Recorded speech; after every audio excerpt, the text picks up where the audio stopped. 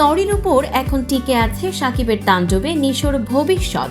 এতদিন সন্দেহ থাকলেও এবার বোধহয় নিশোকে সরিটা বলতেই হচ্ছে, কারণ খোদ পরিচালক রায়হান রাফি এবার তেমনই হুঙ্কার ছাড়লেন যে একমাত্র সরি বললেই শাকিব খানের তাণ্ডবে ক্যামিও হিসেবে থাকবেন আফরান নিশো, নচেত নয়।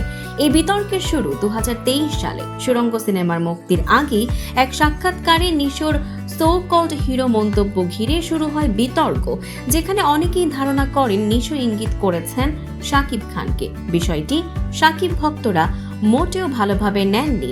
সে বিতর্কের রেশ কাটতে না কাটতেই শোনা যাচ্ছে শাকিব খানের আসন্ন ঈদ সিনেমা তাণ্ডবে ক্যামিও চরিত্রে থাকবেন নিশো, আর এতেই ক্ষুব্ধ হয়ে উঠেছেন শাকিব ভক্তরা। তাদের দাবি, যে অভিনেতা শাকিব খানকে নিয়ে কটাক্ষ করেছেন তাকে সিনেমায় রাখা চলবে না, যদি রাখতেই হয় তাহলে নিশোকে প্রকাশ্যে ক্ষমা চাইতে হবে। সোশ্যাল মিডিয়ায় চলছে প্রতিবাদ, কেউ কেউ আবার সিনেমা বয়কটের আহ্বানও জানিয়েছেন।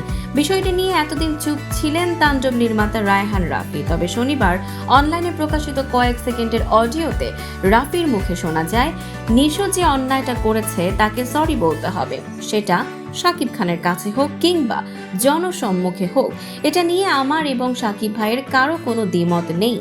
উদাহরণ দিয়ে রাফি বলেন, আজকে আমার সাথে যদি কেউ অন্যায় করে থাকে তাহলে তাকে ফোন দিয়ে আর যেভাবে হোক সরি বলতে হবে। নিশো সরি বললে শাকিব খান যদি চায় কাজ হবে, না চাইলে হবে না। আমি তো এত বোকা ডিরেক্টর না। উল্লেখ্য, তাণ্ডব সিনেমায় আরও চরিত্রে অভিনয় করেছেন সাবিনা নূর, জয়া আহসান, FS নাঈম, রোজি সিদ্দিকী, ডাক্তার এজাজ সহ অনেকে।